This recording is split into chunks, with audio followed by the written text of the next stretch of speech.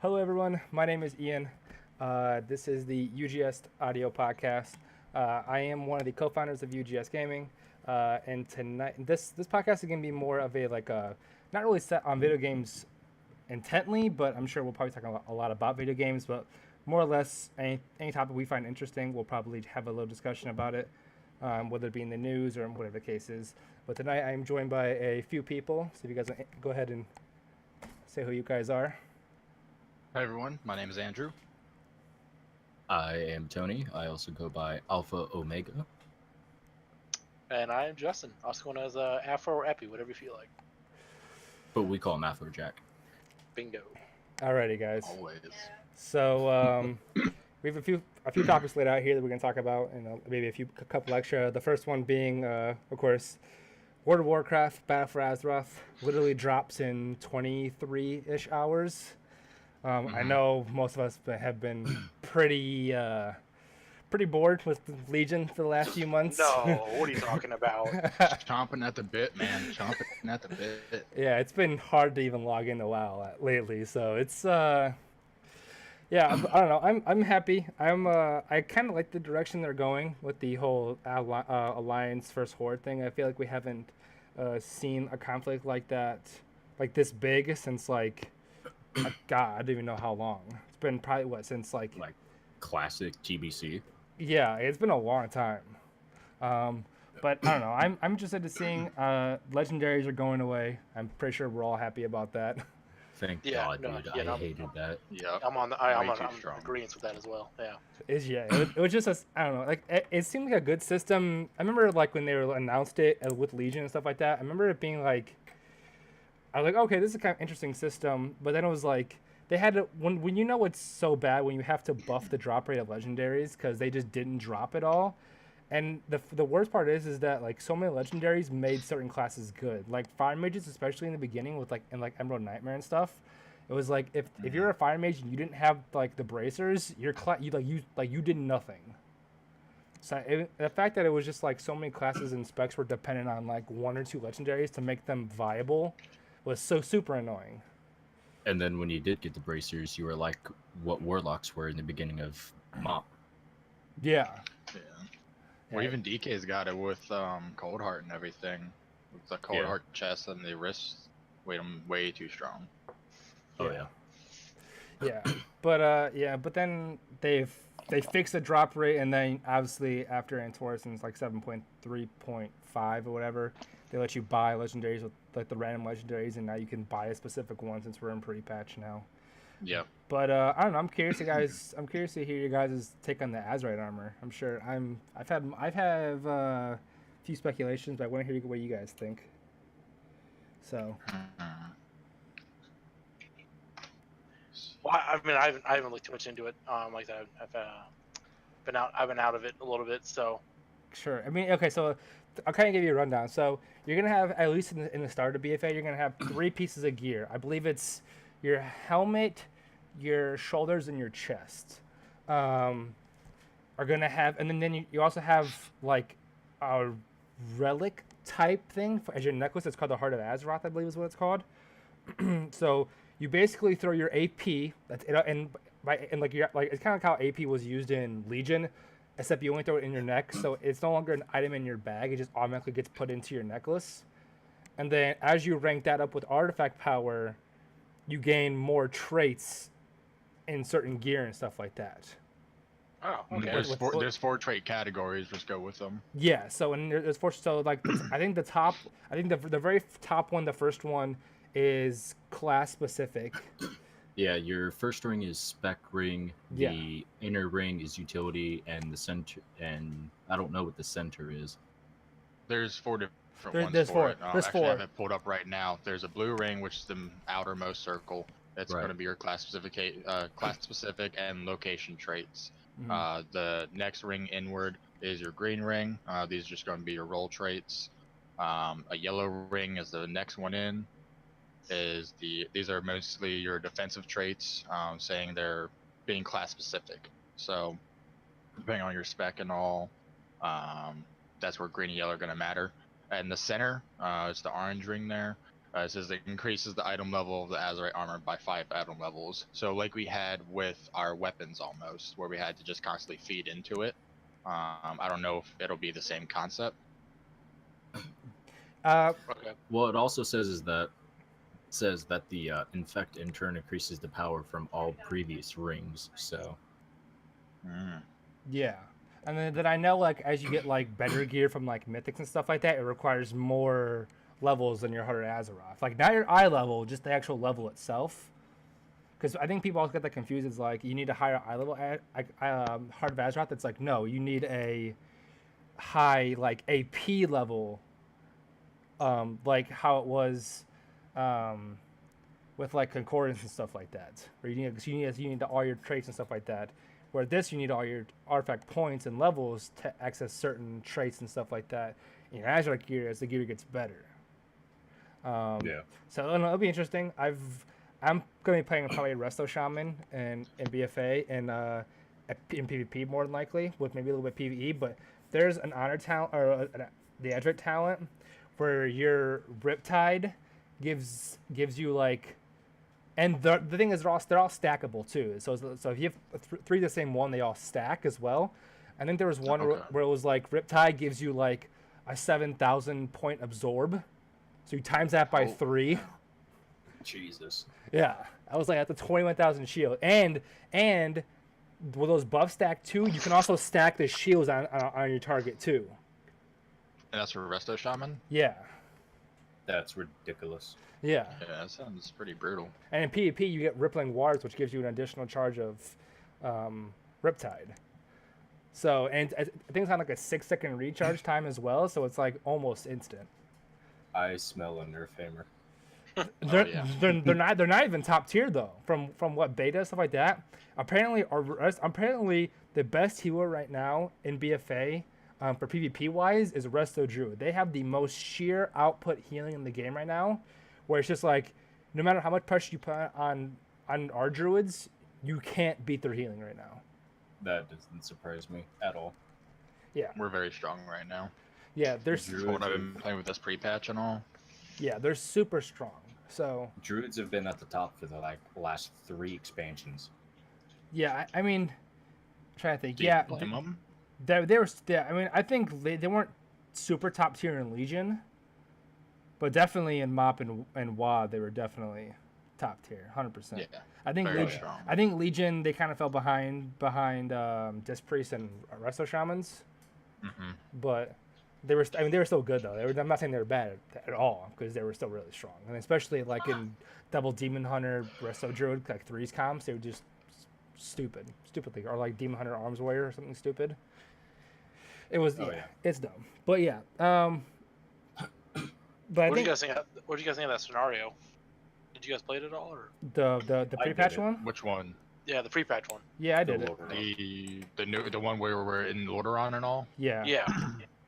Yeah. I I was excited about it, like the concept of it, because it's almost kind of back to the Wrathgate where I believe people just literally used the same like bile and all to get rid of the entire army.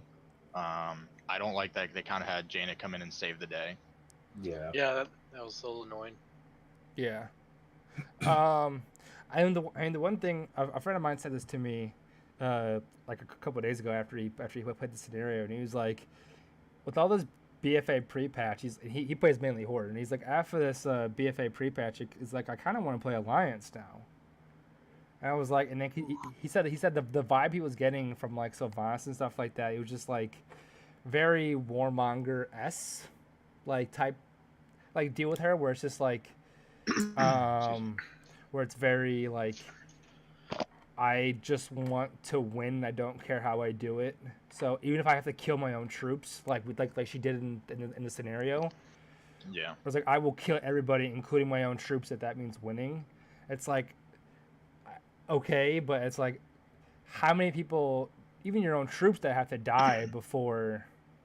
And then it's like even Bane was kind of like showing like what's the word I'm thinking of, like resentment towards her. Doubts.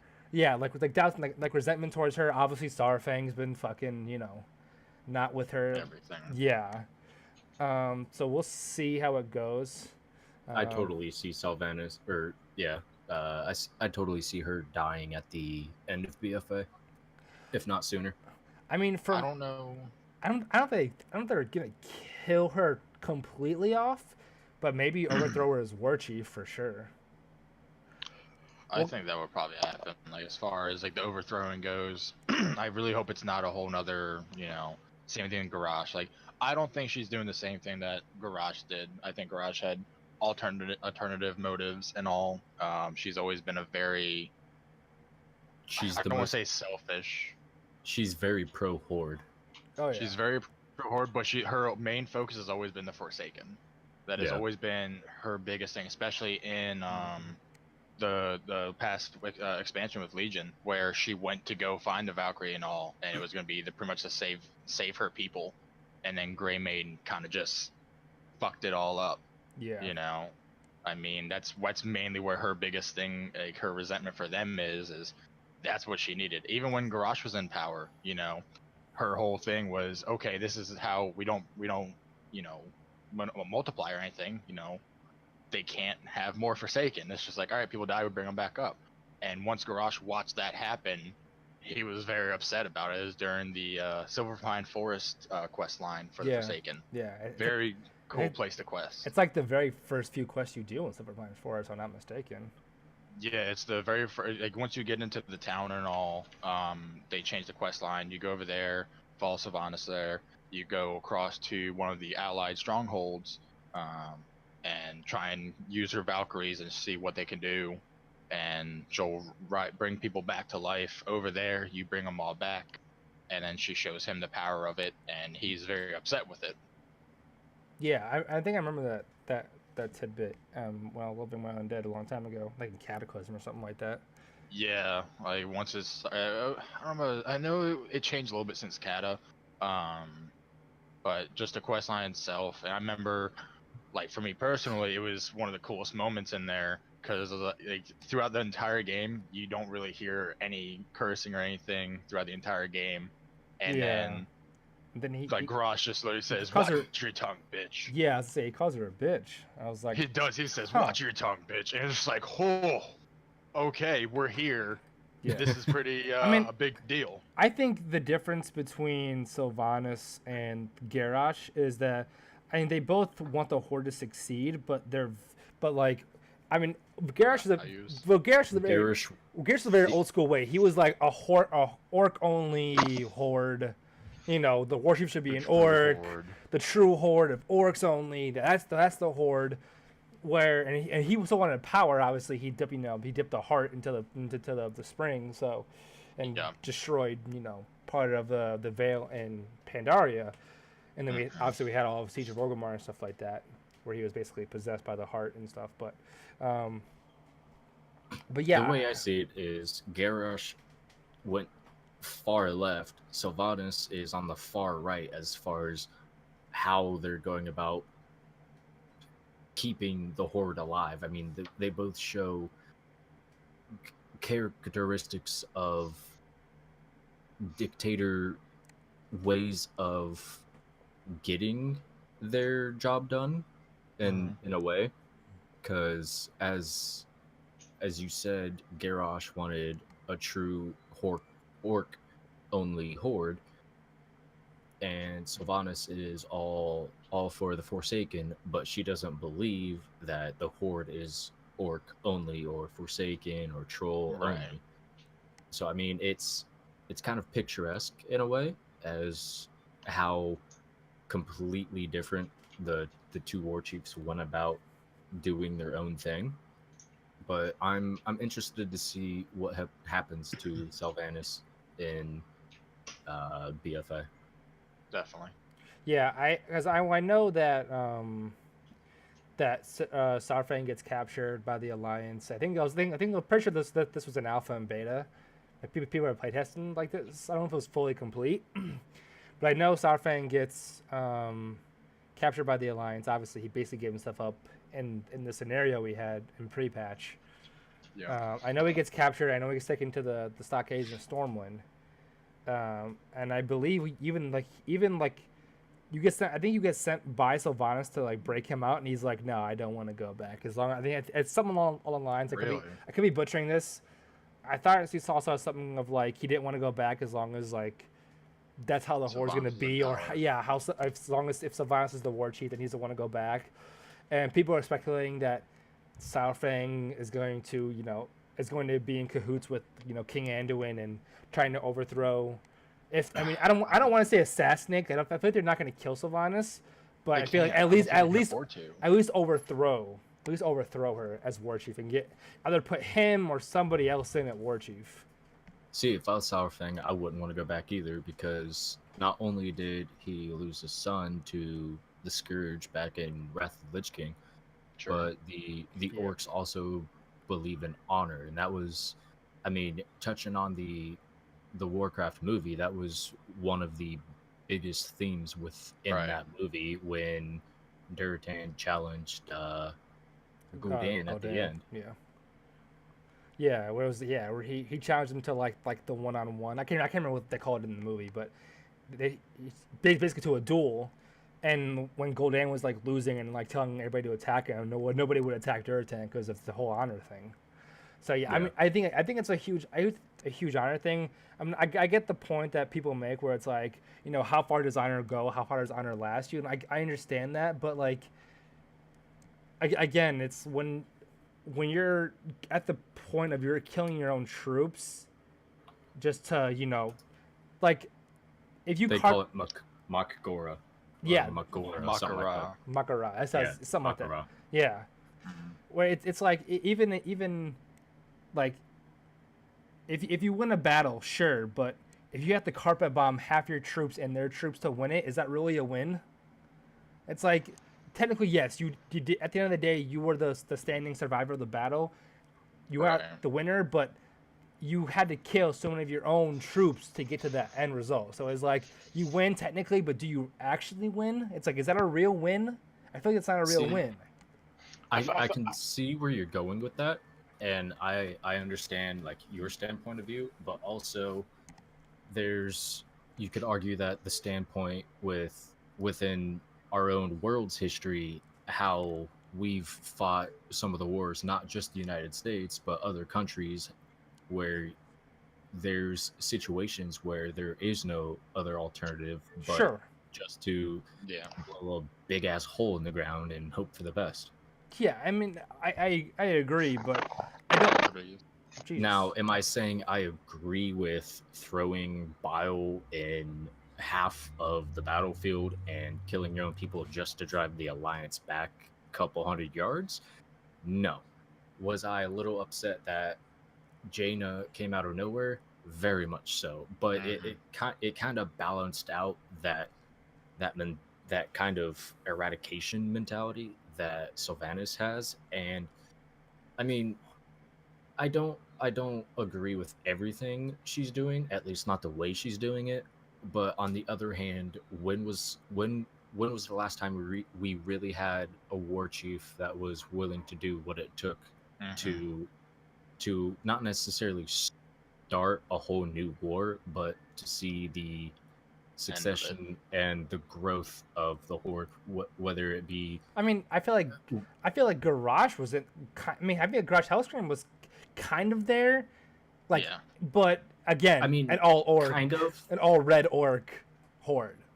That I agree with that, but he took a turn to the left very quickly. Oh, absolutely. And I how do I want to word this carefully?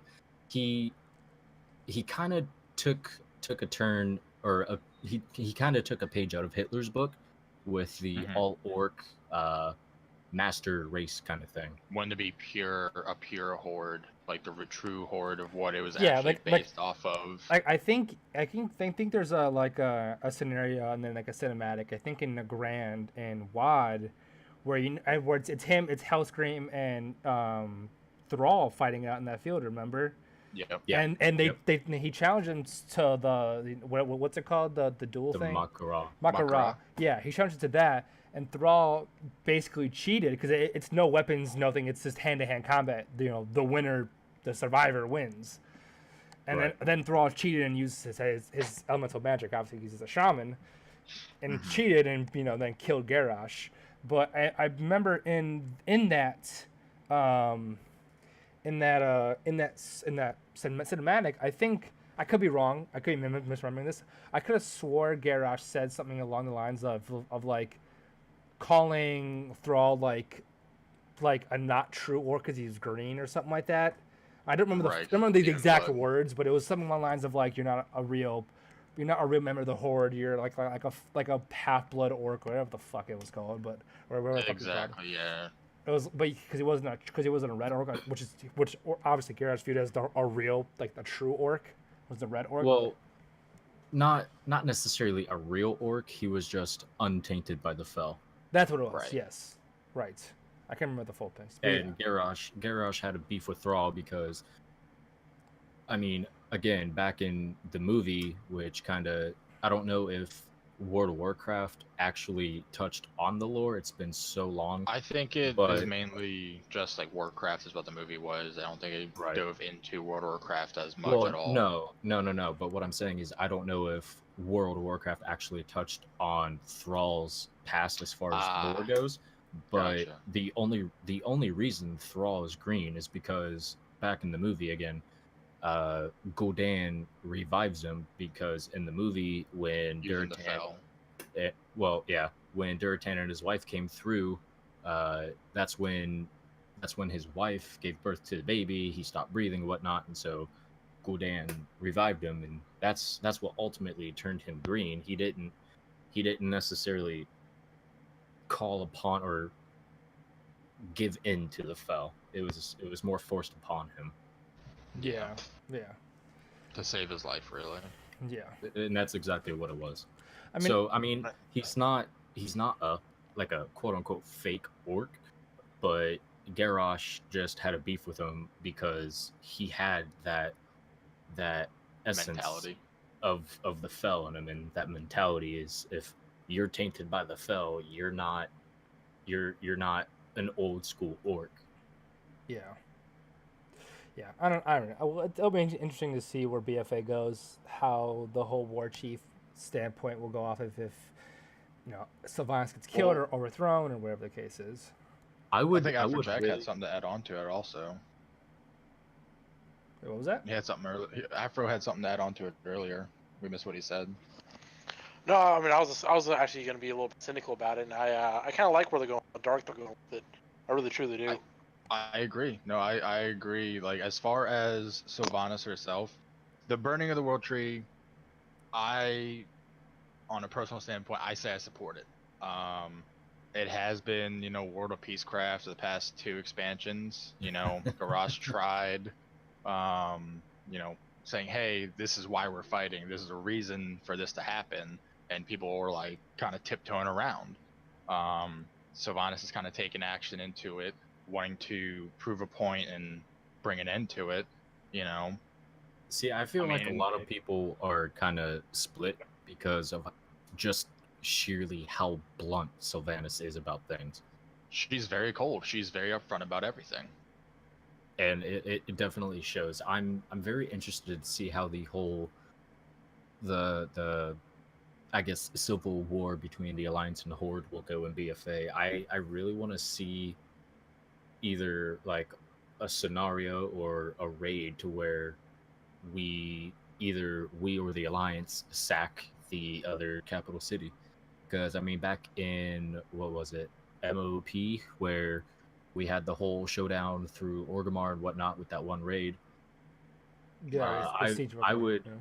Yeah, Siege of Orgrimmar. I would really love to see something where we run through Stormwind and, I mean, not really blow something up, but mess up Stormwind. Because I mean, the last time 100% agree.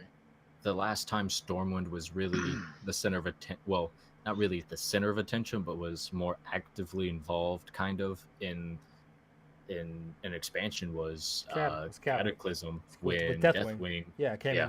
in, destroyed half the city, and That was really the last time we've ever had encounter, for lack of a better word, with Stormwind directly. So I would like to see Stormwind get sacked, or at least involved within like a quest line or scenario or a raid. I think it'd be pretty cool where you gotta like go through the gate, break through the gates, fight through the town, and get to the castle or something. I think there is one. I'm fairly sure there is one.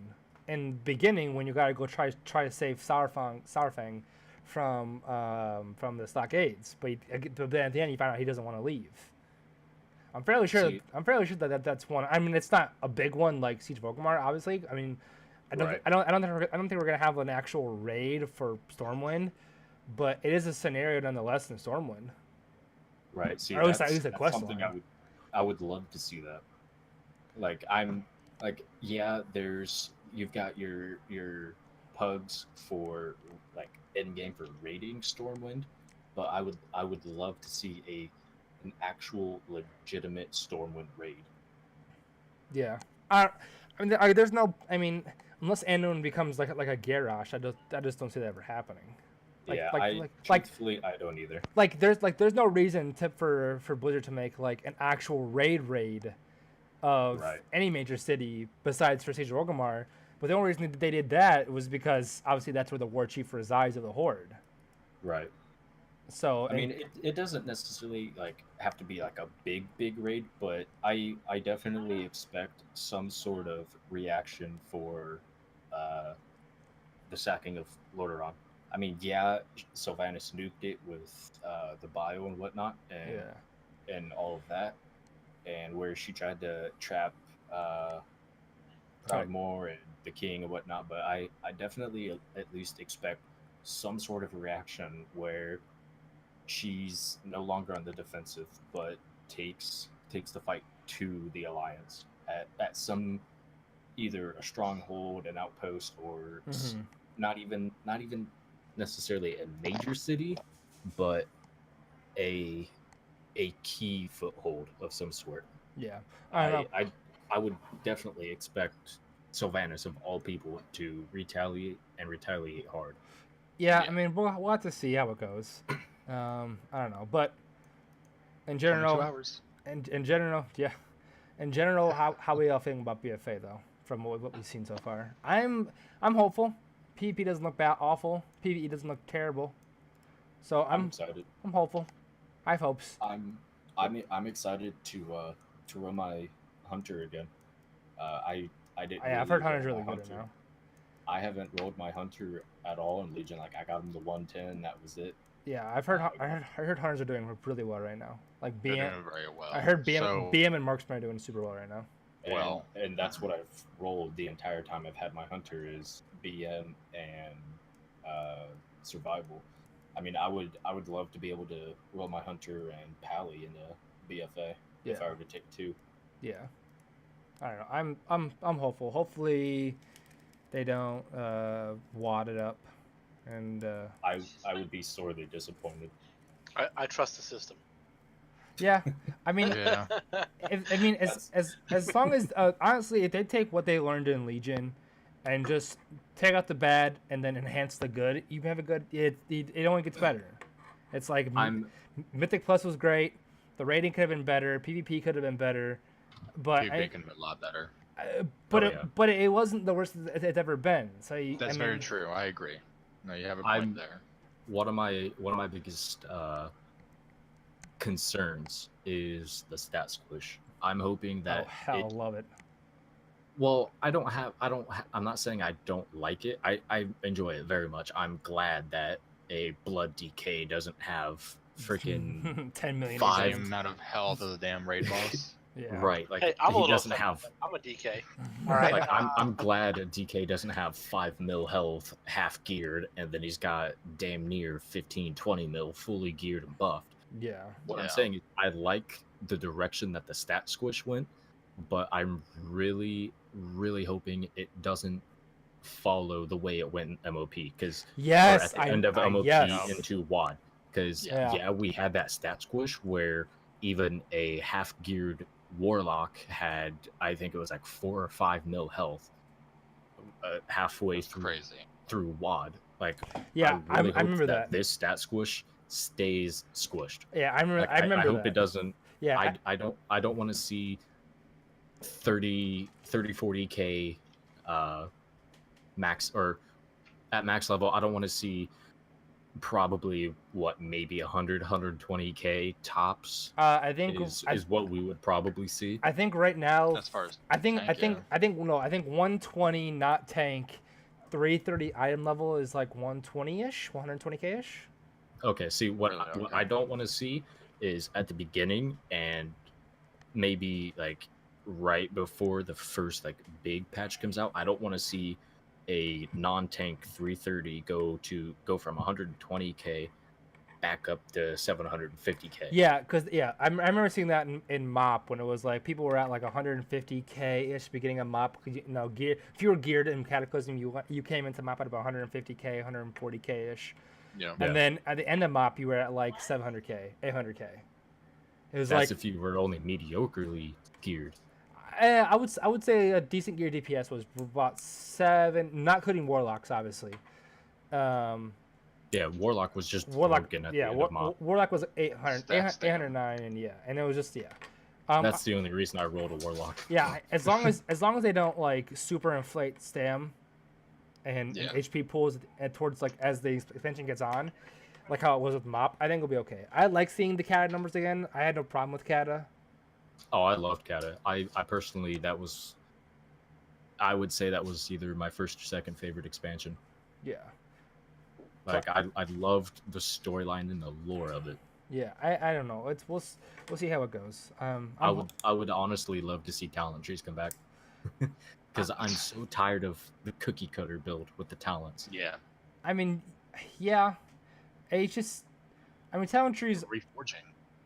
Well, reforging is kind of irrelevant now since they've made secondary stats basically very small impact now.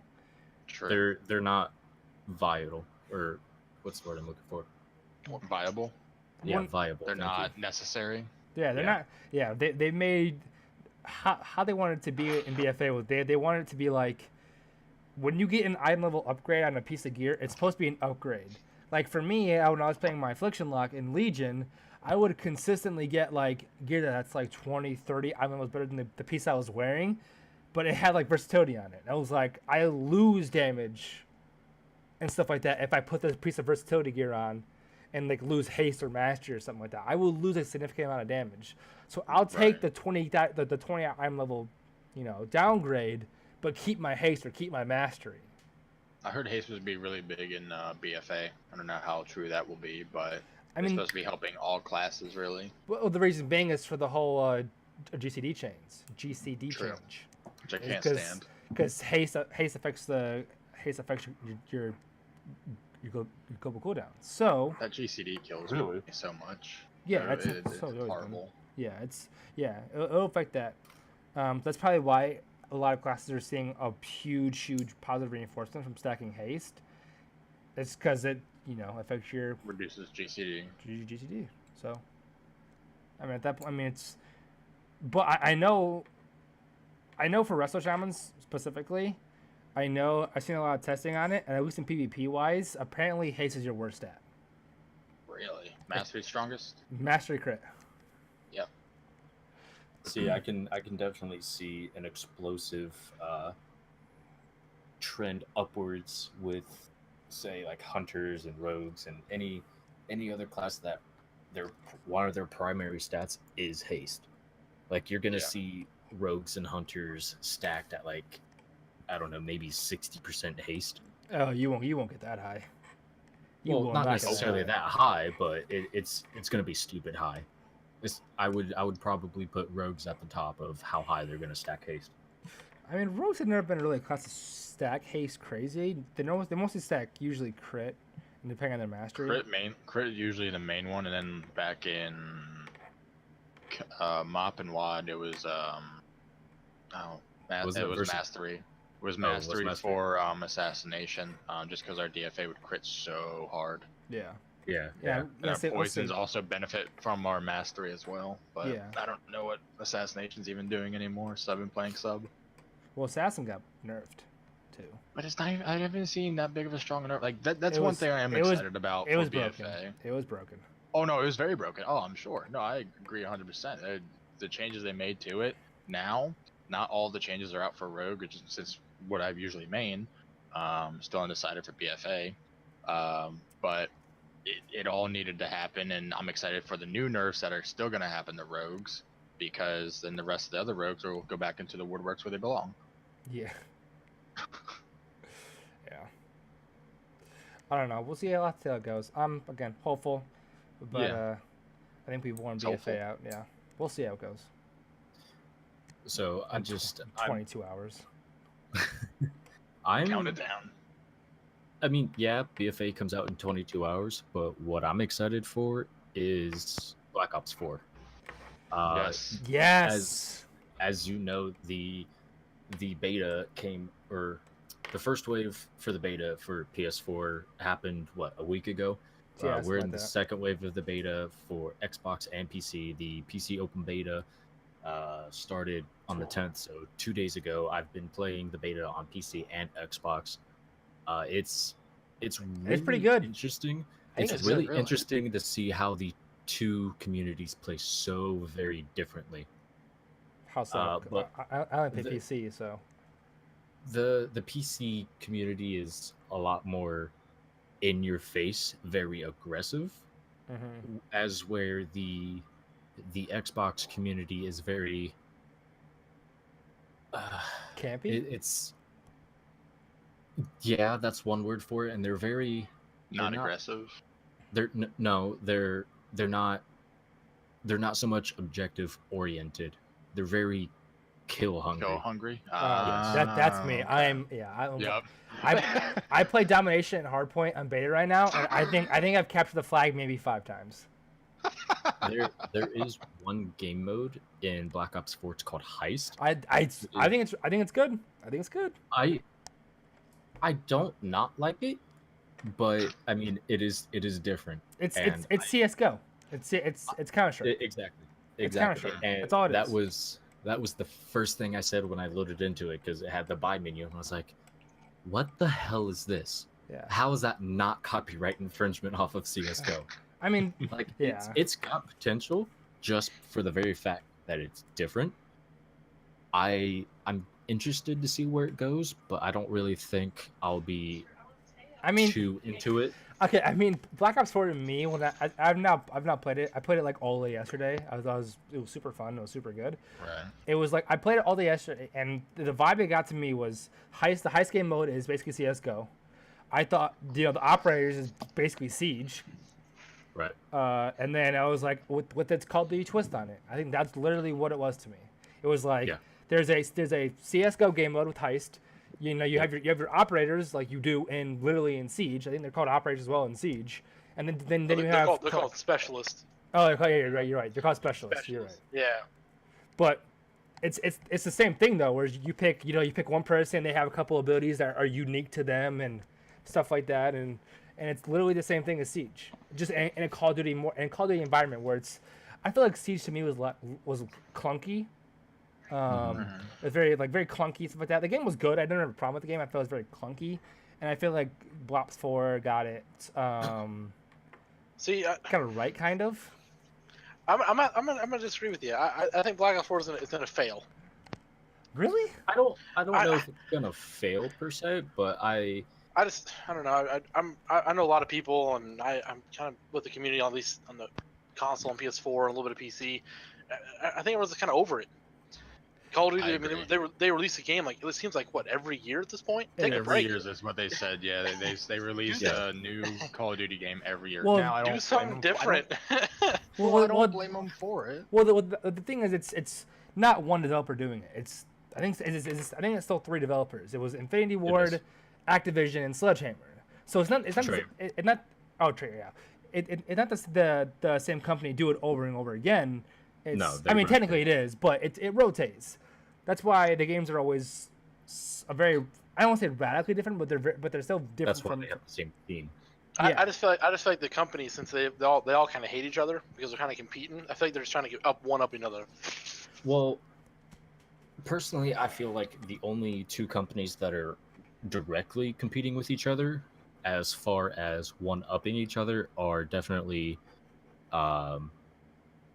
Sledgehammer and Infinity Ward. because Yeah. half of Sledgehammer came Came from from Infinity Ward. I think it was after From MW2. Infinity Ward. I think after no MW3. it was MW3. Okay. MW2 is the best though. Cat 4, but But what I'm interested to see, and we're gonna be having the beta sometime in September. I don't think there was an actual date for it yet. Is the blackout? Now I'm not excited for it, but I am interested.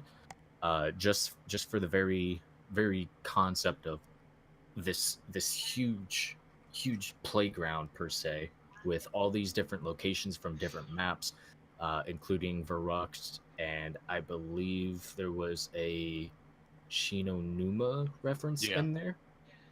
And I'm very interested to see how they blend it all together. Now I'm not a fan of BR games. The only BR game I can really get into is Islands of Nine, but I mean I can't do PUBG or Fortnite because those, I mean, they don't appeal to me. So I don't expect to be playing a whole lot of of the blackout, just because, primarily because it's BR. And the other fact is, how are they going to maintain it? They have Activision as an umbrella, not specifically Treyarch or Infinity Sledgehammer, but Activision overall doesn't really have the greatest reputation for maintaining servers and reliability. yeah. Excuse me. And I mean, look at COD 4, MW2, and MW3. They all had the exact same engine that they were built on. Granted, MW2 and MW3 had slightly upgraded textures and models, Oh yeah. just because of the time period, but they were all the exact same engine. That's like taking Battlefield Bad Company 2 all the way up to Battlefield 4, all on Frostbite. I think Two? it was 3. Bad Company 2, I believe, was Frostbite 2. I mean, like Medal of Honor back in 2010 or 11. Oh, Battlefield 3, Battlefield 4 were, I believe, Battlefield 4 were all Frostbite 3. That's because Call of Duty doesn't, or not Call of Duty, Activision doesn't have that great track record with making things pop. They make it look good, but in reality, it's a mold of last year's game. So if they can't maintain just normal multiplayer servers to be consistently reliable, my question is, how the hell are they going to maintain a battle royale game with, I don't know the exact number, but based on other battle royale games, with anywhere between 50 to 100 players, all on this huge map, with not only land vehicles, but you've got air vehicles, sea vehicles, all these different mechanics for base jumping and gliding and all this and that. How are they going to prosper from that? I honestly, will I look into it and play it with the beta? Yes. Am I excited for it? No, not really. I'm interested. It's an opportunity to see where the game's going and how it's gonna affect the path that they're going on. But I honestly, unless Shroud or someone like Dr. Disrespect or another huge streamer picks up on the Black Ops 4 Battle Royale and consistent plays it. I'll bet money that the Doc does, because I think the Doc got his fame in Call of Duty. Okay. Well, unless say he does pick it up, unless he consistently plays Battle Royale and gets that following and gets that fan base and that interest that Activision is going for with Blackout, I honestly see it failing. Yeah, I mean, I'm not a big BR guy either. So I don't know. Oh, I didn't know they were actually. I mean, I think I knew they were coming out with the BR, but I didn't know the specifics of it very much. But that's, it's interesting. I agree with you. I feel like it's probably not gonna like do as well as Fortnite or PUBG did. No, I mean, granted, not everybody might have heard about it because the only info we were given was a teaser trailer, and for those of you who did see it, it was the really glitchy one. And there was a video that I watched where they broke down that video, and in between each glitches, they were showing different maps and different locations. Like we've got a hint of Verrucht in there. We've got a hint of Shipment from, I think it was Black Ops 2. We've got a couple other maps, and there was a couple vehicles in there. I think there was a mini sub in there somewhere, or one of those things that SEALs would use where they hold onto it and it just propels them forward. I don't know what those are called. They're like little, they have fans on the back of them and everything. Yeah, whatever those are called. And I mean, like I said, it looks interesting, but I really don't think that it'll go as far as they want it. And my biggest concern is Treyarch is going to put a majority of their resources into the BR, hoping it'll take off, and they're going to neglect the multiplayer side of things. Yeah. And I really hope that the multiplayer is actually something different and not It's not going to be a cookie cutter. No, it's going to be running circles in the machine gun and holding on the trigger. I mean, we've got Summit coming back from Black Ops 1. We've got Firing Range coming back. We've got a couple other maps coming back into Black Ops 4. Now, whether they're DLCs or they're in the modern rotation, I don't know. But it has been confirmed that we have a couple old school maps coming back in, and we'll see that in Black Ops 4. Now, I'm not saying that that's a bad thing, because personally, I loved Summit and Firing Range. Those were my two favorite maps. But what I'm worried is they're going to neglect multiplayer. See, as I was a guy who I played Call of Duty way back in like COD 2 and COD 3 and COD 4 and then W2 and World of War. I remember playing the big red one on PS2. Yeah, I think I had a GameCube, but I remember playing like the multiplayers though for COD 2 and stuff like that. Oh my god! And COD 4, and then I played those games, and then I think I stopped playing about midway through, maybe not even midway through, a Black Ops 1, because it just didn't miss much. Yeah, I have heard that, but I've heard that it's not been great. As a person who hasn't played the series in, what's that been, 6, 7, 8 years now, something like that.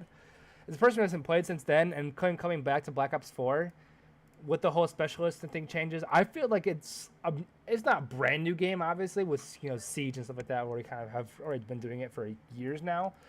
But like I said, I thought Siege was kind of clunky.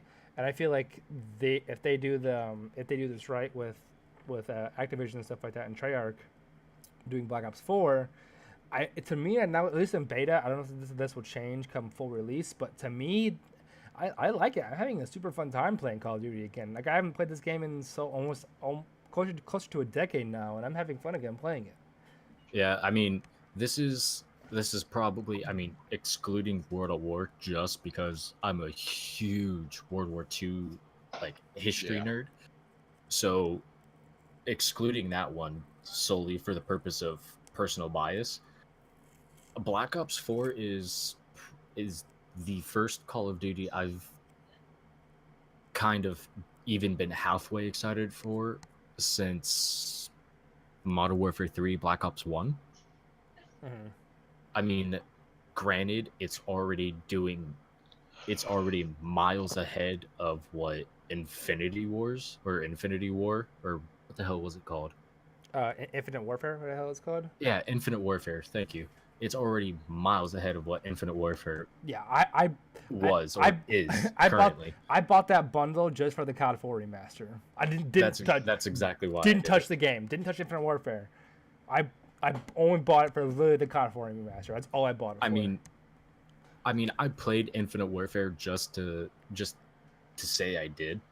I didn't enjoy it because the only way I could even tolerate that game was playing hardcore, because the mechanics of it were just so broken and unbalanced. Well, they seem like they combined it with Titanfall or something like that. Looked like it made it almost the same game to a certain extent. It felt like if Star Wars Battlefront and Titanfall had a baby, that's what Infinite Warfare was. Ugh, that's a hideous child. But I'm honestly excited to see how Black Ops 4 goes with the exclusion of Blackout. I mean, I might play it once after the beta, if that. I'm honestly, I probably won't touch it after the Blackout beta. And the only Right. reason I'm going to touch it during the beta is to stream it and see how it is. But I honestly expect it to fail. I think it's gonna fail as well, just because. I mean, I think like Afra brought up earlier, I believe, where it's just been going the same thing for so long. Yep. I mean, even when they tried branching out a little bit and kind of making it more futuristic, it just doesn't seem the same as it was, back in the day, playing in high school and everything. Yeah, you I mean, it's stay up late and play it. It's not even that futuristic right now. I mean, kind of, sort of is, yes, but it's not like, was it? It's more modern age, in my opinion. Yeah, it's not like, Yeah. oh, it's not like, oh, we're 100 years in the future, we're flying cars and floating buildings. It's like the Black Ops is like, oh, we're 10, 20 years in the future, which is not unforeseeable. Right, and that's understandable from that concept. It's just, I don't know, at least from my personal opinion, I've kind of lost interest in a lot of the Call of Duty games. I don't know if it's I've kind of moved away from the console games. And, I was the same. I was excited that Blizzard is picking it up. They had Destiny 2 come up, and now they're having Black Ops 4 come out with them. I do think that's very interesting, and catches my attention. But I think overall, for Call of Duty, I think it's just a lot of people are either moving away from it. They are moving into the you call them BR games, the Fortnite and PUBG. Mhm. I think those ones are mainly just not flavor of the week, but it's something different that people are wanting to play. Yeah, I honestly see within maybe the next 5 years. I mean, you can already see it now. Call of Duty is a dying series. Yeah. But within say the next 5 to 8 years, I honestly see Call of Duty not being completely dead, but to the point gonna be where like Gears of War. it's not. Yeah, it's gonna be. Remember when we played Call of Duty? Yeah, like back in the day, a long time ago. Yeah, I don't know. Call of Duty. Again, it was that I stopped playing. I was kind of the same one with you, Andrew. Whereas I got more into PC and it kind of stepped away from the Xbox, and Yeah. 'cause I played on Xbox.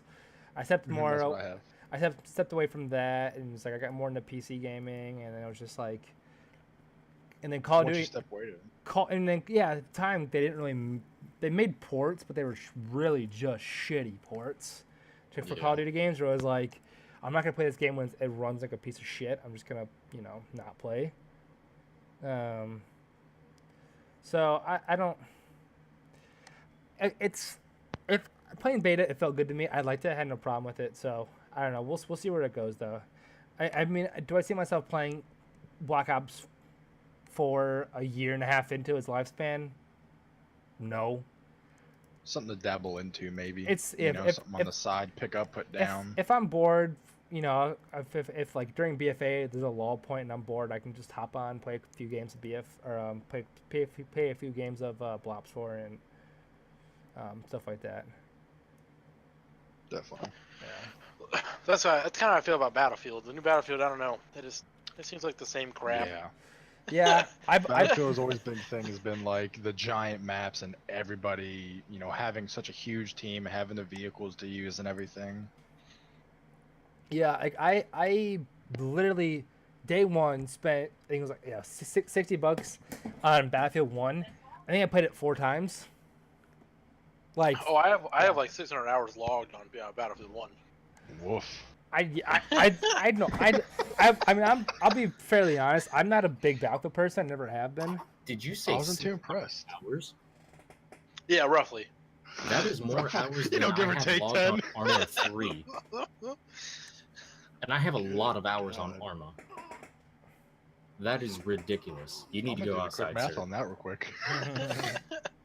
No, I mean it's like I said, that's why I'm a little upset about Battlefield 5 because it just took it took Battlefield 4 and just threw some women in, and there's Battlefield 5. See, that was one of the biggest things that really grinded my gears about the reaction to the trailer, because everybody and their grandmother was bitching about there being females in a game. And I don't care about that, but it seems like they took Battlefield 4, same engine, same game, roughly, pretty much same game. That's what all the shooters do now. And that's upsetting, because I remember when, look back, like you said, when you're in high school, shooters they blew your mind apart when you played them. Now when you play them, you're like, you're like, yeah, I played it. I've seen this for the past 4 years. Yeah, so now I it's just did not... the math real quick. The math I just did, it was 600 divided by 24. That's 25 days. We thought it was a lot of hours, guys. Yeah, Someone go type slash. Let's say type slash play it on your WoW character real fast and let me know. I think no one wants to talk about that. Yeah, that's too fucking long. 126 on my rogue, I think. Days. I can easily tell you that my hunter has easy 200 days. Oof. yeah. Minimum.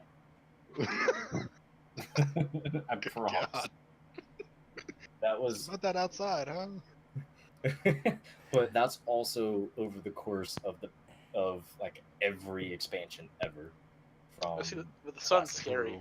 The sun's a scary thing. You don't want to see it. The sun is very scary. You kidding me? Been outside? That's what I'm Graphics saying. are pretty alright, man, but the story mode sucks. Yeah. Yeah. Exactly. I'm not a big I've never been a big Battlefield person, so I don't know. I don't care. I'm honestly excited to see Battlefield 5. I played the alpha of Battlefield 5, and it's different. It reminds me of what Battlefield was it? They're going back to World War II, aren't they too? Yes. Okay. I mean, I like the concept though. I like I do like that it's more people, and the bigger maps. I like that concept of it. It's just, I don't know if it's a player basis of people I played with, but the circle was very small. I didn't know, at least through my friend group. I don't know many people who really went and say, "Hey man, you want to go play BFA?" I mean, not BFA, but Black Ops and Battlefield 5. About so many games we're talking about. But no, it's not like one of those games that everyone's really playing. They're always gonna, I guess, default to Call of Duty, Gears of War, something like that.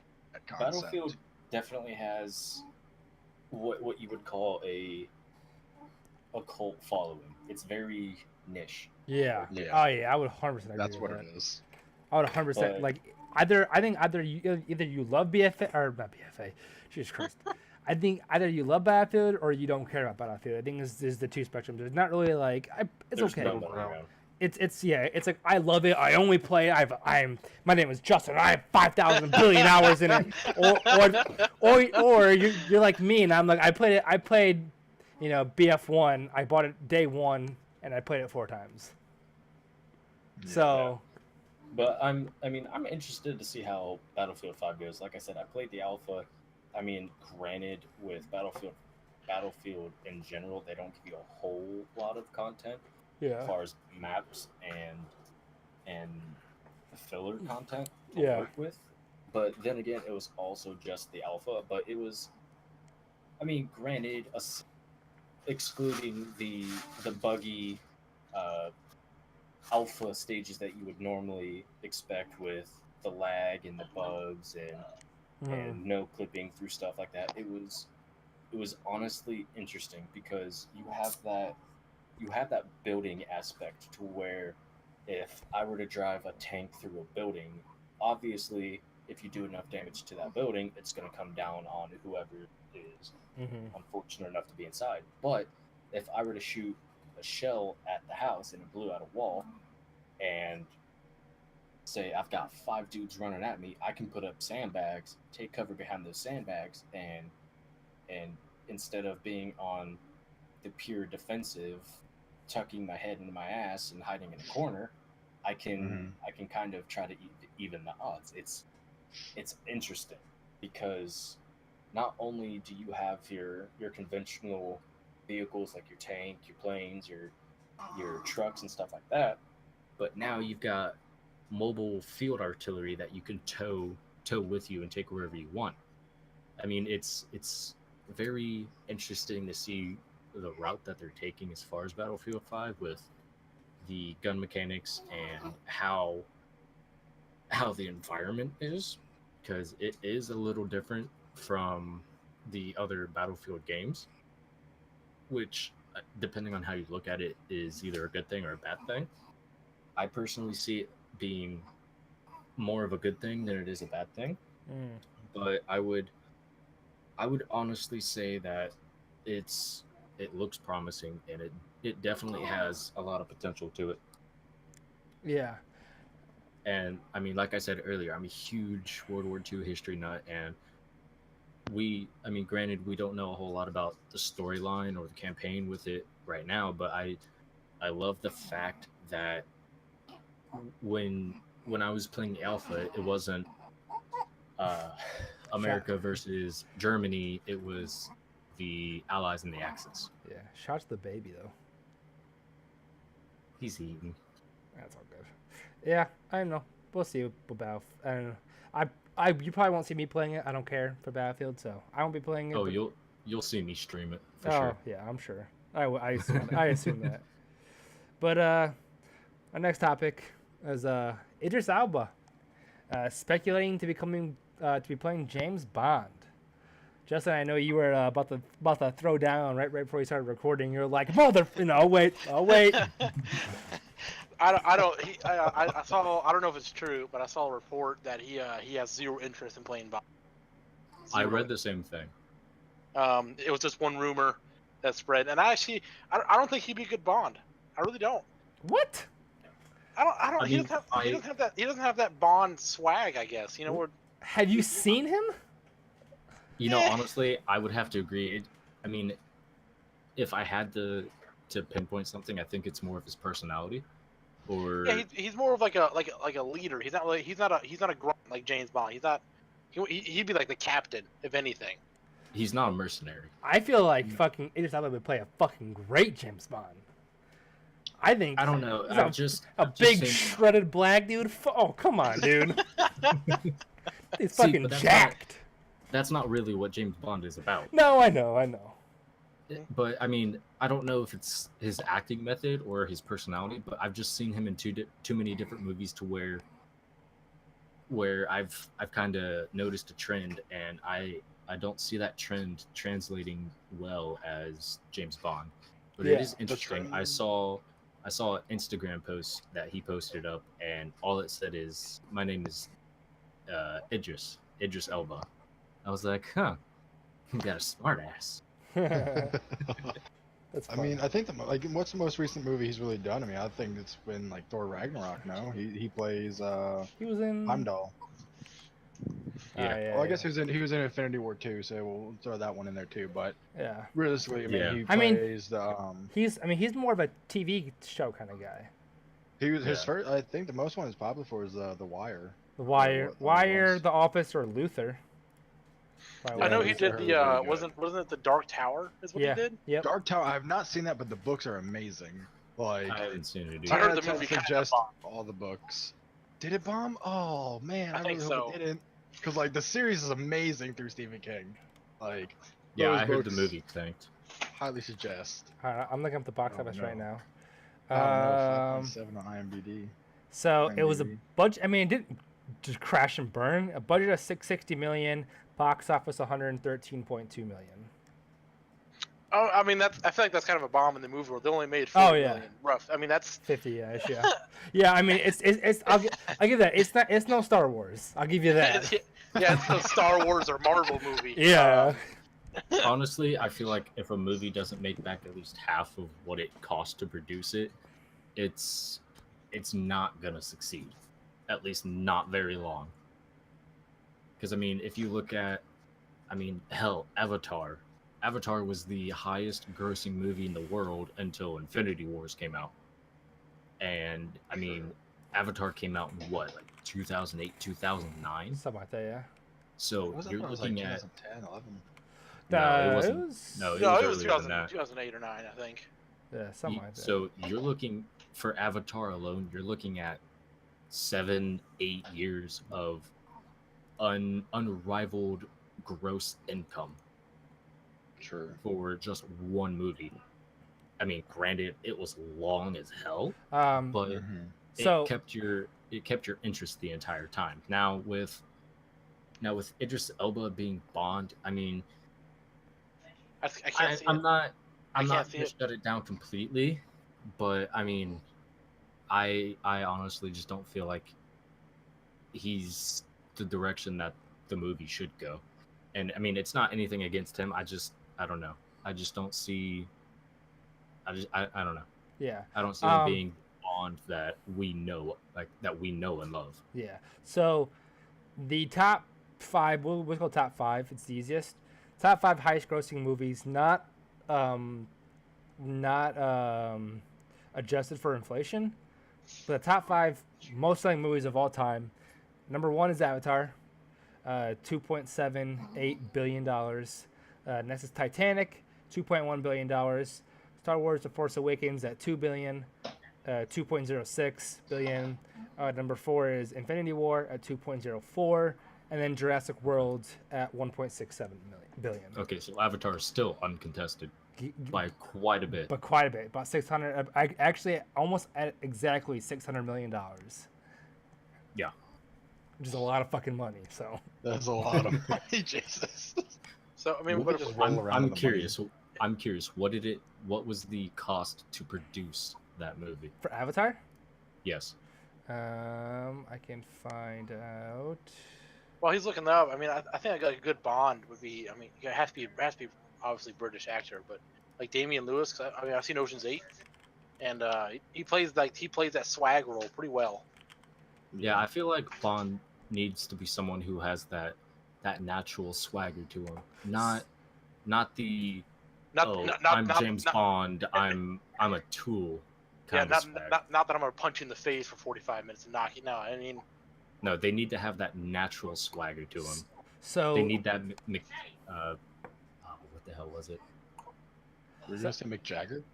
Yeah, Mick Jagger. They need that little Mick Jagger swag to it. Jesus I couldn't Christ. think of his name. So, the 2009 film Avatar had a budget of $237 million. Okay, so you're looking at what?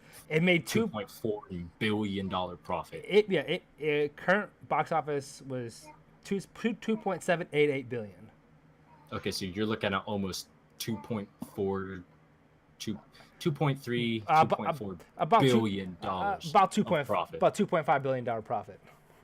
That is ridiculous. that's a good movie. Yeah, that's a pretty good return. That's how you make a movie. Yeah, James Cameron definitely. And I know they're in developing 2 right now. Are they really? Apparently, Avatars 2, 3, 4, and 5. You know, there's gonna be 5 of them. Apparently, Avatars 2, 3, 4, and 5 officially start with a production with a budget of $1 billion. Jesus Christ. That movie's gonna blow your mind. I'm telling you, you go see that movie in 3D, come out mind fucked. Shit, No, I better be for fucking what 4D. If I Well, go who see a question- movie that has a $1 billion profit or budget, Yeah. I want a VR freaking headset on my face. And I'm there as the avatar, Yeah. I want to feel the breath of those crazy animals. right? Mm, I I want wanna to be smell on it. that planet. I want to smell directing it. the new Bond. Oh, they say what's the his? director would Yeah, be? it's fuck, what the fuck's his name? I know. Is it Danny Boyle? Yes, it is. Is it? Okay. Yeah. Okay. Well, I should Yeah. be pretty. Well, good. because I know Daniel Craig was like, I'm done being Bond, and then they slid him like, you know, like in a Bond movie where he like write like the price on a napkin and slide it across the table. That was what they did with Daniel Craig, and he's like, all right, I'll do 2 more. That's why apparently Daniel Craig's doing Went 2 down more. in a coffee shop. Yeah, he's like I'm done. Reads the actual like Napkin. paper. He's like, all right, 2 more. He's like, Money talks, man. I was like, talks. yeah. I was like, how much money did that piece of paper say on it? Where he's like, all right, I'll do 2 more. Just a blank check. It's just Yeah, like, I like Daniel Craig. I think he plays a pretty good Bond. yeah, I had no problem with him. I had no problem with Daniel Craig. I thought it was pretty good. No, I see what you did there. Haha. My goodness. But no, I think I think he'll be okay. He's always played, like you said, strong roles, leadership roles. Doesn't really play like that lackey or anything like that. You know, where it's not going to be another Die Hard kind of thing where Yeah. that's still going. Fucking love Die Hard. Because well, no, I'm sorry, I misspoke. Not Die Hard. Die Hard, which is a Christmas movie, was fantastic. I meant We're gonna have this argument. Mission with- Impossible. Oh, apparently it is a Christmas. It's literally. it's I don't care what he said during the roast. Okay, it's Yeah. a goddamn Christmas movie. Yeah. There's literally like candy canes. All I think is Die Hard 2. It's literally during Christmas. Yeah. No, I mean, what was the movie you said after Die Hard? Mission Impossible. Mission Impossible. Where that's just I've constantly going. I've heard those are not bad movies. I haven't seen them for a I've liked disclaimer, movies, but I've heard apparently they're getting really good reviews and stuff like that. So I mean, it can't be too bad. I don't know. I mean, Idris Elba. I mean, he's a very good actor. Oh, overall. absolutely. I personally just don't feel like he's got that Bond swagger. I think he would fucking destroy that role. I think he'd just be so good. Why? Because he's a black shredded dude. Exactly. And he's English. He's either English or Welsh. I can't remember what it was. I remember. I think he's well. I think he's Welsh too. Like Nope, like he's one of the- English. Outside. He's Is he English. really? Born in UK. Well, outside of his movies he's done, one of the songs by I believe it was Mumford and Sons. Oh God. I believe is who it was, and he was one of the people. Killed the bug. Who were in the video. He's the main person in the video, and he destroyed it. Like, he did an awesome job. He's So I think you could really put him in any role, and I think he could adapt to it. yeah. You know, as much as I love James Bond, I really want to hear about this new Diablo content that's been floating Yes. around out there. Okay, so I have the link pulled up. Community manager, Brandy Camel. I think that's how you say her last name. Camel. Said in the video. Camille? Maybe I don't know. Oh, that poor guy. Said in the video. I mean, she was, I assume it's a girl, Brandy. Oh god. That poor woman. Not Brandon.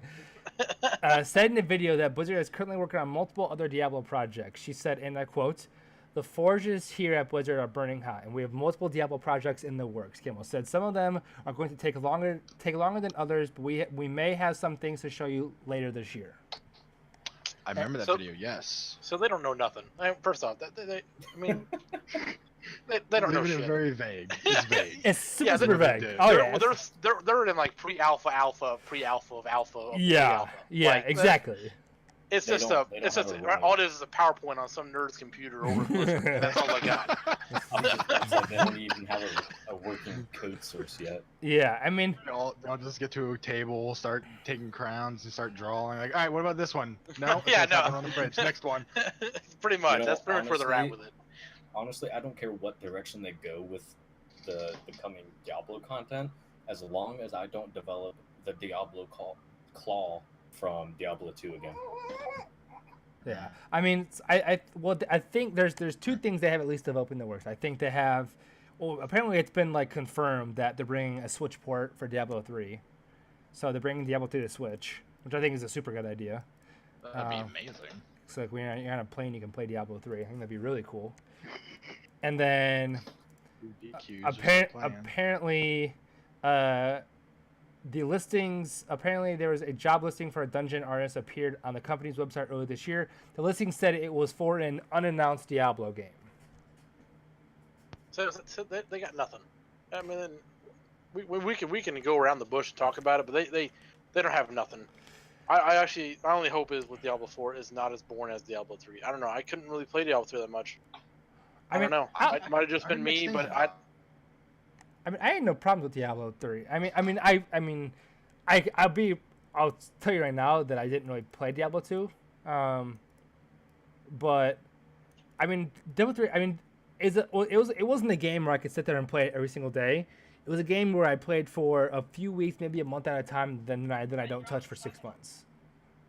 It's because like you get burned out running rifts and gray rifts so long. It's just Sounds like like I don't want to. Overwatch. Yeah, Pick it up, put it down. I mean I don't know. I mean Overwatch is a whole different conversation because people love that game yet it's fucking dying. So Yeah. explain that one to me. People are like it's the best game ever, and it's like why is the community leaving?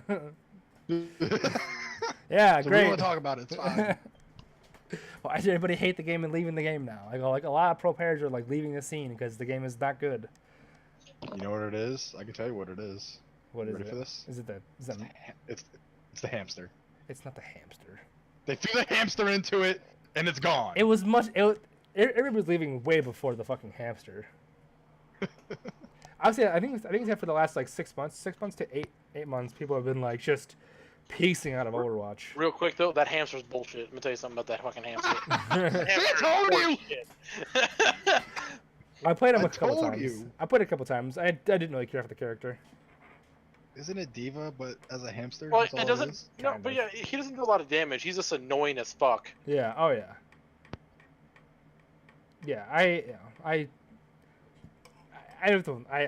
Overwatch is its own thing. It's people are like it's like the best shooter game out there ever, but if you look at its Dying. numbers, it's dying. It's okay. It's great, but everybody's not playing it, so it's not that great. Can't I mean- they gave him Titan I mean- for Overwatch. I mean, I'm sure the community has. I know the community has some part in it. I know it's very toxic, but It is. at this point, what the fuck? What community isn't toxic at this point? Fair. It's like it's Well, like the like Hello Kitty PvP. Island, the Hello Kitty Island 5 community is pretty solid. Rock solid. Hello Kitty Island Adventures, man. I will say a game that I'm sure you probably have all seen me play a lot is RuneScape. I think RuneScape has a great community. I mean, there are toxic people in the RuneScape community. Not saying there's not, but as a person who didn't play RuneScape very much as a kid and learning a lot of stuff now, it's like I go to people who, randomly in the game, I'm like, hey, like I was like, I'm sorry to bother you, but what does this mean? And 9 times out of 10, they had no problem helping me, and I end up being friends with this person. Listen, if you don't play old school That's awesome. RuneScape and you play RuneScape, Oh no, you I can't be play friends. I play OSRS. No, I play OSRS, If but you it's play RS3, we can't be friends. yeah, but it was the same. Yeah, it was like I feel like at this point it's like blaming a game's lack of success or its success and now it's diminishing on a community. I feel like is not a viable thing now because games that have been around for so long with a game like League of Legends have been around for so fucking long. I know it's dying. Most toxic community in the planet. Most toxic community, CS:GO, most toxic community on the planet. It's like these games are fucking thriving. They're doing fantastic. And I'm not. Are they as good as they once were? Debatable. No, obviously they're not. Is the game as good as they once were? Again, debatably. Probably not, but debatably. But the games are still 2 of the most played games on the fucking planet. Unanimously played on the planet. And so it's like. That's because a lot of other countries can't afford other games. Let's be honest about it. That's fair. That's fair. Jesus. I'm gonna be honest with you. I mean, come on. I mean, fair. CS:GO you can run that shit on Windows 98. It'll run just fine. Yeah. I can't play that game. I can't play it either. I don't like CS:GO. Other than League of Legends, that is the most toxic game I have ever installed on. Oh any yeah, no. computer If ever. you want to just see how awful the human race is, install League of Legends. Yeah. I played League of Legends since like late season 1, and I stopped playing like season 4. I don't know. It's just it's. I feel like I feel like we're at the point where you can't blame communities now for ruining games. I mean, you kind of can, but when a game is as massive as Overwatch or CS:GO or something like that, the community has an effect. But so does the game. If the game was great, the community wouldn't be as bad. So I mean, I don't know. And for me, I enjoy a couple games of Overwatch when I come home from work. I can play a couple games, and that's it. I don't play it religiously, but I mean, it's a solid game just to pick up and play. You don't have to. I mean, I enjoy it just a couple rounds with friends, and then we go play WoW or something. Yeah, I don't know. Yeah. It's just Yeah, I feel like Overwatch is one of those games where it's gonna be like Call of Duty. We just play it, just to play it. yeah. I agree with you. It's going to be. I mean, and Blizzard's trying so hard to make it like so competitive in esports with the Overwatch League and stuff like that. And don't get me wrong, hats off, kudos to them for doing their best, and they're trying. I mean, they're obviously just putting effort into it, a lot of money and effort into it. Yeah. Like I'm like the Overwatch League was on ESPN a couple weeks back. The whole championship, I'm pretty sure it was on ESPN. Just fucking huge. I mean, those. Was it on the Ocho? No, it's not. I mean, the Ocho. The Ocho. This isn't dodgeball, boy. Bold move, Cotton. Let's see how it works out for him. He ain't got no balls now. Well, I mean, speaking of community, Bethesda's community is pretty solid. I feel like. I've been a Bethesda nerd since Fallout 1. Oh yeah. So, pretty excited for 76. I don't know about you guys. I'm a single player guy. I like it. I've heard huge things about it. I'm not a big Fallout guy, but I've been more of an Elder Scrolls guy. Always have been. Yeah. I played Fallout 4 though, and I heard that there was like a Miami pack coming out soon. Yeah, no. So that's made by the mod community. It wasn't even coming out. Like Bethesda or nothing. Is the mod community to have? They're pretty much made Florida. So Andrew got a wreck. yeah, it's Fallout Florida. I'm So sorry. you have like ghouls wearing, they're at the beach and all those stuff. I mean, you watch the video. You see Andrew just vaping it up. God, no, not at all. Someone made that for everyone. For people that played Fallout 4, I don't know if you played the add-on for the Harbor one. I played original Fallout 4 when it came out. Day one I played it like for 30 hours, like total. Oh, you don't even want to know how many hours I have on Fallout. Oh god. Yeah, I played it. I beat it all the way through the main quest and a lot of the side quests. I didn't beat it like 100%, and it was only the vanilla game that stuck around when it came out. I liked it. I had a problem with it. I thought a lot of the settlement shit was annoying. But Yeah, no, that was the settlement needs your help. I gave up on those weapons. Let me tell you something. I let them die. Yeah, no, that. yeah, it was one of the things where it was like, I can't go by there every 30 seconds. I got my own shit going on. yeah, it's like I did it like after like 5 or 6 times. I'm like, I'm fucking done. I don't care. Just die. But I think in Fallout 4 alone, I had I had about maybe 1,000 hours on Fallout 4. Jeez. You know what the most depressing thing about Fallout is? Christ. Getting smacked one tapped by a death claw in Fallout 3 because you thought just because you had a nuke launcher that you could take it, but you were sadly mistaken because the one claw that you attacked was the death claw mother and just smacked. You fucked up now. Now you fucked up. That's where the meme at this moment he knew he fucked up came from. And then JoJo to be continued. Dun, dun, I I haven't played too much of it. You know, to be honest, I haven't actually completed the Fallout 4 campaign once. I mean, it doesn't hold my interest long Fallout enough. nerd in here. Got it. No, I If you can beat explain Fallout. more. I mean, I've beat the other three other main titles. I mean, you've got your off-title games, but I mean, Fallout 2 and 3. I mean, I beat all those. Like, I've done the storyline for all those. I mean, but 4 just, I don't know. It just doesn't hold my interest long enough. Like, I play it. New Vegas was the best one. I tell you right now. Oh, New Vegas love New was Vegas. the best one. That one's my favorite for sure. I still play New Vegas. I think right now I'm almost at 1,500 hours on that game. Jesus Christ, dude. Go outside. Yeah. No, I'm So good. I didn't. Since Justin is the most inexperienced with Fallout, what can you explain about Fallout then? Because I picked up Fallout 1 and I was like, okay, I like the concept of it, and then I put it down and I forgot about it.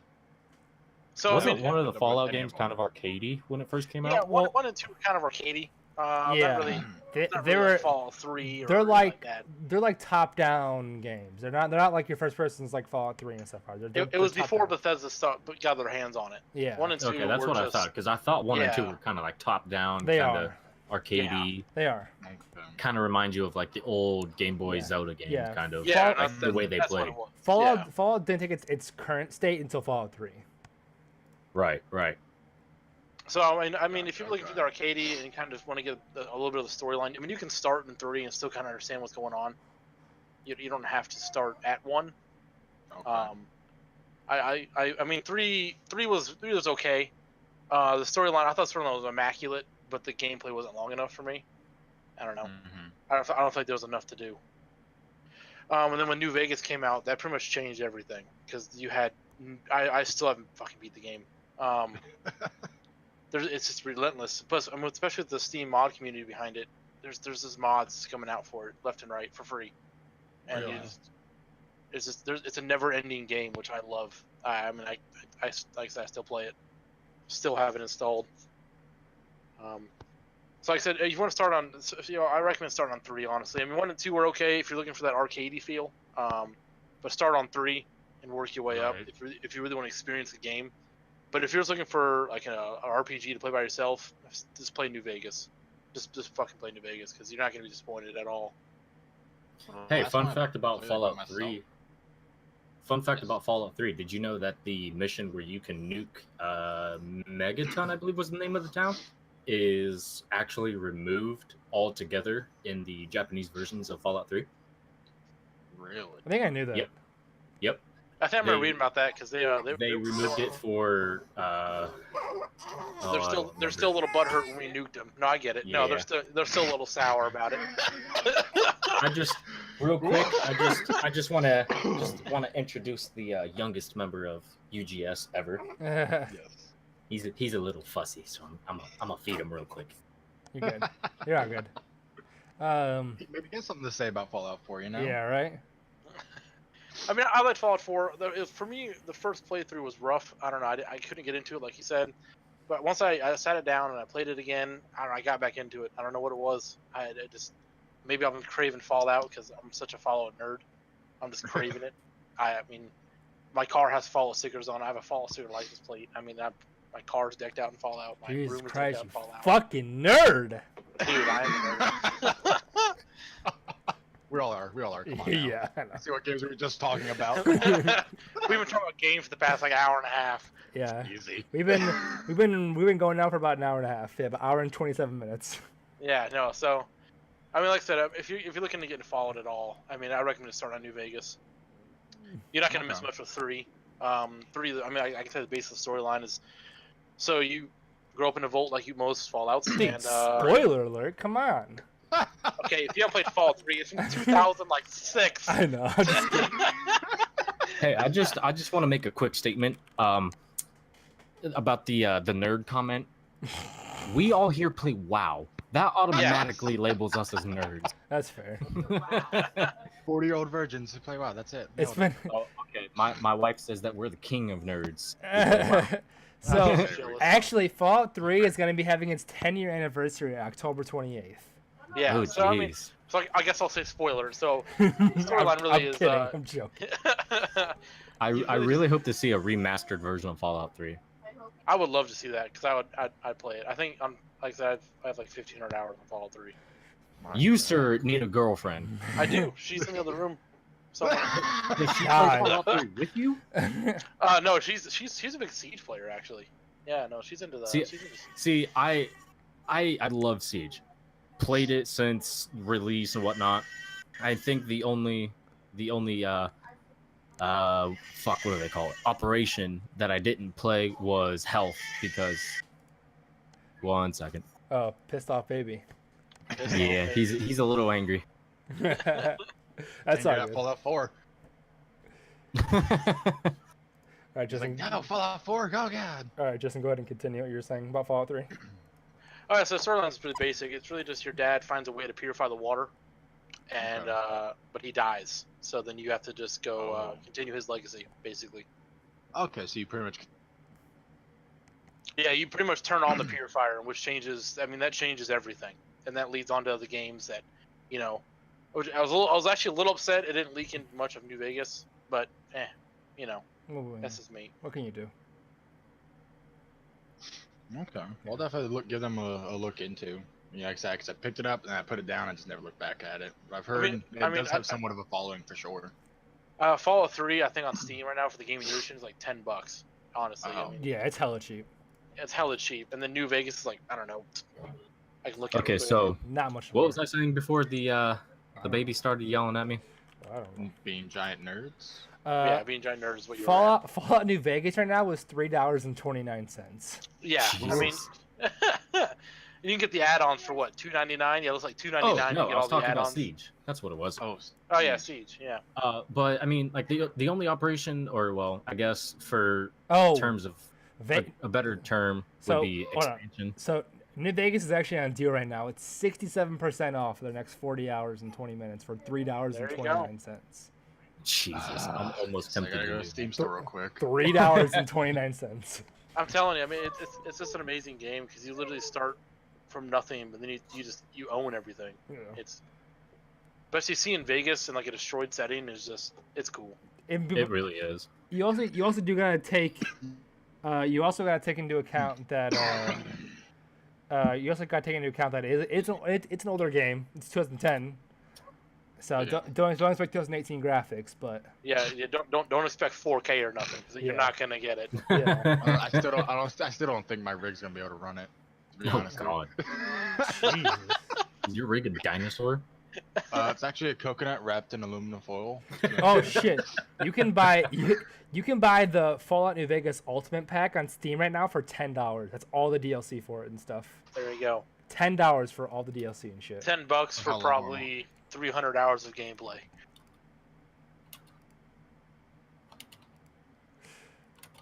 Yeah. Okay, but like I was saying about Siege, the only for simply to understand terms, the only expansion I didn't play was Operation Health because it was so broken. But I mean, I started Siege on PS4 and then went to PC. I can understand why someone who doesn't play it a whole lot would say it's clunky. I mean, it's a unique game within itself. I have like 140 hours logged onto it. I don't think it's clunky. I just think some of the operators are just bullshit.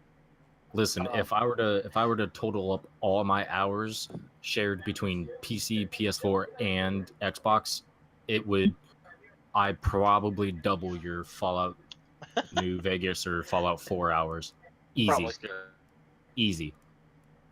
But I mean, it's got such a unique demographic that it appeals to, and I mean, it's like if someone who plays, I don't know, say like RuneScape goes and plays WoW for the first time, they're not gonna know what the hell to do or where they're going and how to do it and everything. I mean, like I said, it's a very unique game within itself, and it takes time to get used to.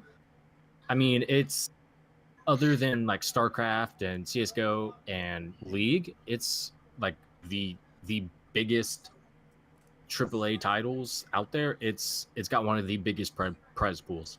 Other than Siege and League or StarCraft that have the biggest prize pools. I mean, it's a very, very competitive game, and I mean, it's really not geared towards the casual FPS player because it's not. It's meant to be competitive, but Right. it's a very enjoyable game once you can understand it. And kind of touching on the Black Ops 4 thing again with specialists, there's one that has a shield, just like Blitz from Siege Blitz. does.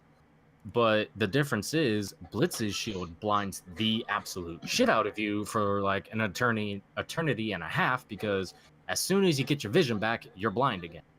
But the specialist in Black Ops 4 has a big ballistic shield, and it's got a little door on it that you can stick your gun through and shoot people, and it's AIDS as hell. But Siege is very unique in its own way, and it is a very enjoyable game. But I mean, like I said, it's not for everyone, but it is, I wouldn't say clunky, but unique. And there's a game coming out called Ready or Not that it's very similar to Siege, but in its own way very, very different. It's supposed to be more fluid, more tactically realistic, and it honestly looks pretty interesting. But I mean, that's all I got to say about Siege.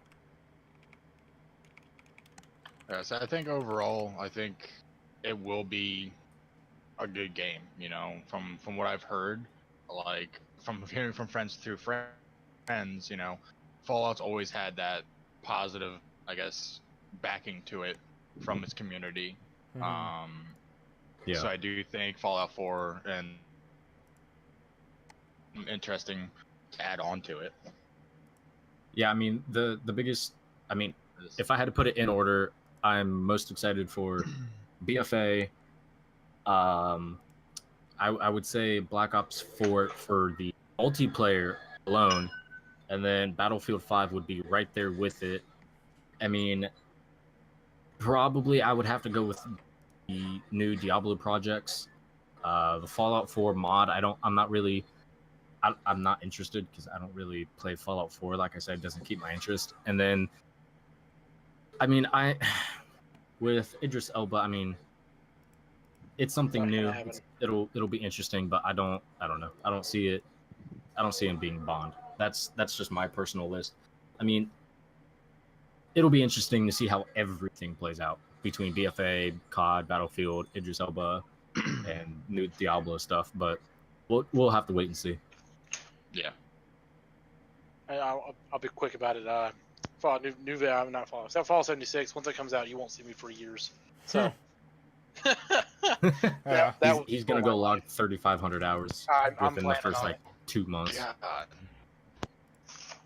Yeah, I don't know. We'll see. I'm just getting ready for BFA tomorrow. I'm we'll so just- pissed that it comes out the minute I have to clock in for work. Like I said, buddy, I'll send you pictures. Fuck you. Yikes. Oh my goodness. Alrighty, well, I think that's gonna wrap us up here. We've been going for like an hour and a half, just over an hour and a Yeah. half. We got caught in conversation. Yeah, that's all Pretty good. But thank you all for watching and tuning in. I don't You know mean how. listening? Yeah, whatever. Yes, Get it right. it's the same thing. But thank you all for listening and tuning in. I'm not sure how often we'll do these things. I'll try to get them. I want to do it at least once a month, but I'm sure I'll probably do more, depending on the news and stuff Yeah. like that.